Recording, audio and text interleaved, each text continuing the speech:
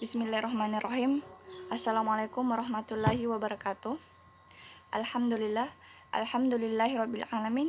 Assalatu wassalamu ala asyrafil anbiya'i wal mursalin sayyidina Muhammad wa ala alihi wa ashabihi ajmain, amma ba'd. Baiklah, saya Nur Taharoh, mahasiswi STAI Al-Azhar Goa, Prodi Hukum Keluarga Islam. Dengan ini ingin mempresentasikan UAS yaitu ujian akhir semester dengan mata kuliah Fikih Mu'asirah oleh Ustadz Jumadil SS MPDI yang berjudul Hukum Pernikahan Transgender. Jadi, kuncinya di sini ada 3, yaitu hukum, pernikahan, dan transgender. Hukum adalah ketetapan yang mengikat setiap perbuatan mukallaf, baik dalam bentuk perintah, ketentuan maupun pilihan.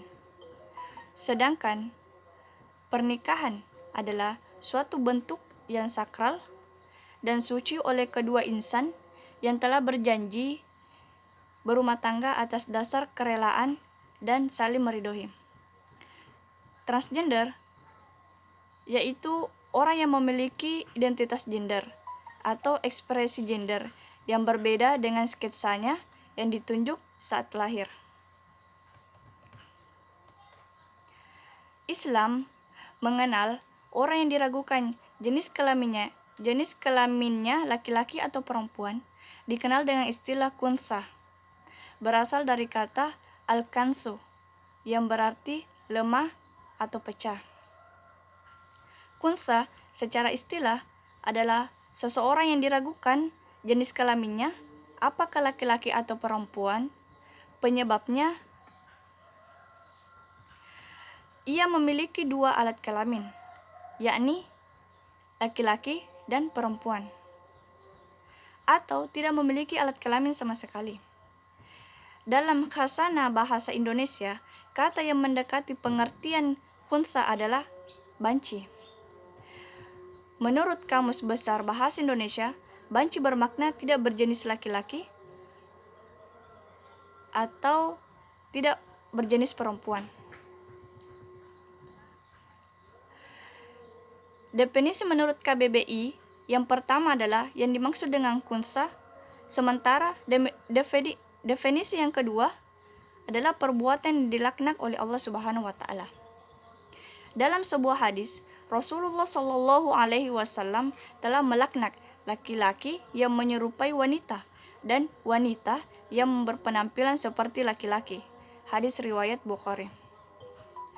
Secara medis, jenis kelamin seorang khunsa dapat dibuktikan, misalnya pada bagian luar tidak sama dengan bagian dalam.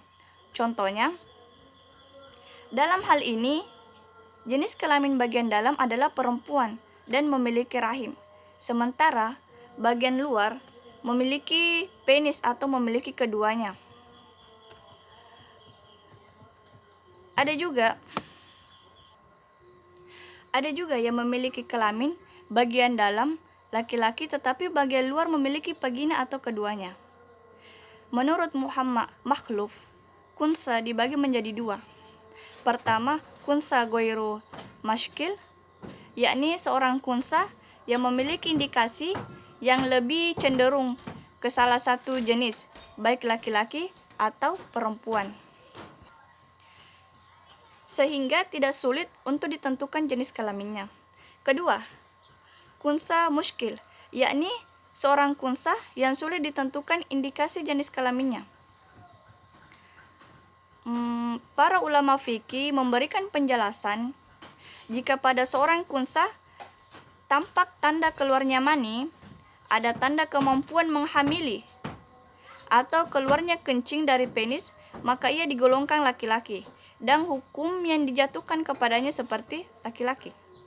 Jika seorang khunsa ada tanda-tanda haid atau tanda kehamilan, maka ia dikatakan sebagai perempuan dan hukum yang dibebankan padanya seperti seorang perempuan. Kedua jenis ini adalah golongan kunsa, ghairu muskil. Sementara jika tidak tampak ciri-ciri keduanya, maka ia dimaksudkan sebagai kunsa muskil. Jadi, status pernikahan bagi seorang kunsa sama dengan kaum muslimin. Pada umumnya, wajib jika sudah mampu dan dikhawatirkan bermaksiat, dan sunnah jika ia mampu tetapi masih bisa menahan diri. Mubah jika belum ada minat dan dapat menahan diri dari maksiat, serta haram bagi yang akan menyakiti pasangannya secara lahir dan batin. Buku Masufik Suhdi tentang wasail fikih menjelaskan waria atau banci yang melakukan transgender perbaikan alat kelamin, ketika ia melakukan pernikahan dengan pasangan yang berjenis kelamin berbeda, maka hukumnya sah. Tetapi apabila tujuan dari operasi kelamin tersebut adalah tahsin atau takmil, yakni untuk memperbaiki dan menyempurnakan alat kelamin atau memfungsionalkan salah satu dari kelaminnya, maka hukumnya sah menurut Islam. Karena untuk memperjelas identitas perempuan atau laki-laki dari kelompok kunsa, apabila mereka melakukan pernikahan atas dasar sendiri, bukan paksaan dari orang lain, setelah melakukan perbaikan kelamin, maka pernikahannya dihukumi sah menurut Islam. Tapi orang yang melakukan perubahan bentuk kelamin dari lahirnya atau merubah kodrat yang telah ditetapkan oleh Allah, hukumnya tidak sah atau haram. Misalnya laki-laki yang merubah alat kelaminnya menjadi alat kelamin perempuan. Atau sebaliknya, apabila kelompok mereka melakukan pernikahan, secara otomatis hal itu adalah sebuah paksaan atau niat yang ada di hatinya, namun bertolak belakang akibat perubahan alat kelamin yang dilakukannya. Maka hukum pernikahan yang dilakukannya menurut hukum Islam tidak sah atau haram. Dalam ilmu fikih terdapat dua istilah yang berbeda namun substansi hukum keduanya sama, yakni nikah al-fasid dan nikah al-batil. Al-fasid adalah pernikahan yang dilakukan dengan tidak memenuhi salah satu syarat-syaratnya. Al-batil adalah pernikahan yang dilakukan dengan tidak terpenuhinya rukun. Meskipun kedua istilah tersebut berbeda, namun hukum keduanya tetap sama, yakni sama-sama tidak sah. Pernikahan yang dilakukan oleh kelompok transgender dengan tujuan merubah bentuk alat kelaminnya tergolong kepada dua istilah,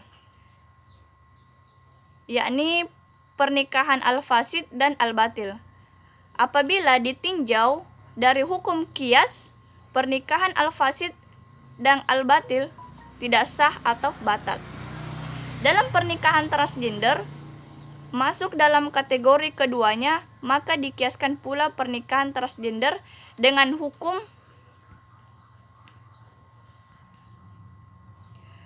pernikahan al-fasid dan al-batil, yakni hukumnya tidak sah atau batal. Jadi kesimpulannya dari pembahasan tersebut bahwa pernikahan transgender sah setelah menetapkan atau memperjelas identitas salah satu kelamin dan menikah dengan yang berbeda jenis. Sedangkan orang yang melakukan perubahan bentuk kelamin dari lahirnya atau merubah kodrat yang telah ditetapkan oleh Allah, hukumnya tidak sah atau haram. Misalnya, laki-laki yang merubah alat kelaminnya menjadi alat kelamin perempuan atau sebaliknya, maka hukum pernikahannya tidak sah atau batal dalam Islam, sebagaimana dikiaskan pernikahan al-fasid dan al-batil. Mungkin inilah yang sempat saya sampaikan pada kesempatan ini. Kurang mohon dimaafkan. Wabillahi taufik wal hidayah. Summa assalamualaikum warahmatullahi wabarakatuh.